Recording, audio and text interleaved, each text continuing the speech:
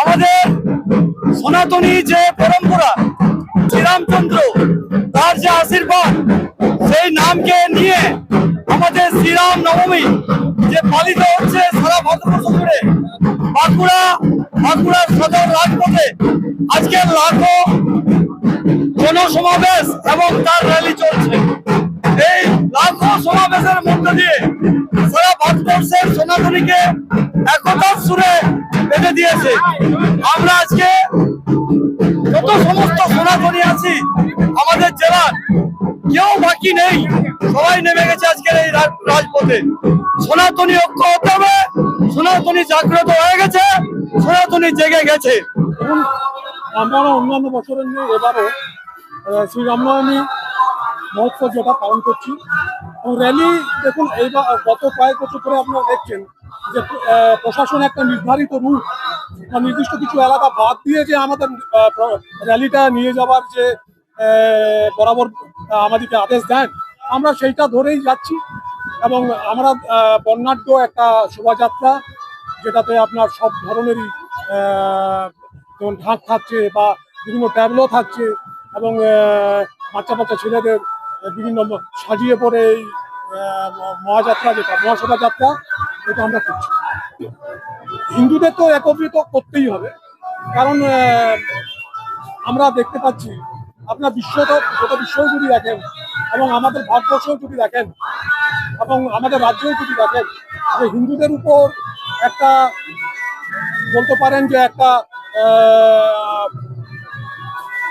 পক্ষপাতমূলক যে আচরণ করা হচ্ছে এবং হিন্দু ধর্মকে দমিয়ে রাখা এবং বিভিন্ন হিন্দু ধর্মের যে বিভিন্ন সময়ে তাদেরকে যেভাবে দমিয়ে রাখার চেষ্টা হচ্ছে, তার তো একটা প্রতিফলন আসবেই।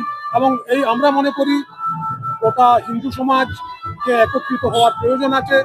আগামী দিন যদি শান্তি রক্ষা প্রতিষ্ঠা করতে হয় গোটা ভারতবর্ষ জুড়ে, তাহলে হিন্দু ধর্মকে আরো এগিয়ে নিয়ে যেতে হবে, এটাই আমার নাম রমেশ সুরকার, আমি এই যে মহোৎসব কমিটির কাজ করতে।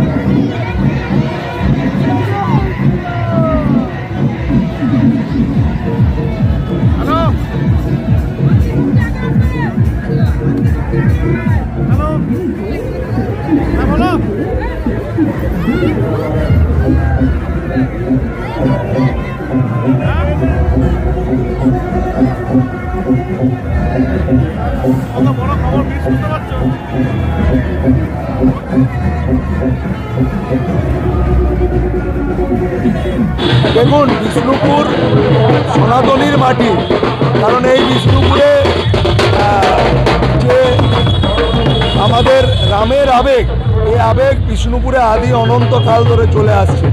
আজকে নতুন কিছু নয়, কিন্তু আজকে যে মানুষের উন্মাদনা, আস্তে আস্তে বিষ্ণুপুরের এই উন্মাদনা এই রামনবমীকে কেন্দ্র করে বাড়ছে বিষ্ণুপুরে। কারণ শ্রীনিবাস আচার্যর সময় থেকেই বিষ্ণুপুরে যে একটা ধর্মীয় ভাবাবেগ তৈরি হয়েছে, সেই ভাবাবেগ ক্রমশ বাড়ছে। আজকে রামনবমীতে মানুষের ঢল এবং সনাতনীদের যে সাড়া, তাদের স্বতঃস্ফূর্ততা, সেটা থেকে বোঝা যাচ্ছে বিষ্ণুপুর আস্তে আস্তে সনাতনীদের মাটি হয়ে উঠছে। আজকে প্রায় আমরা এইখানে আজকে বাস স্ট্যান্ডে দাঁড়িয়ে আছি।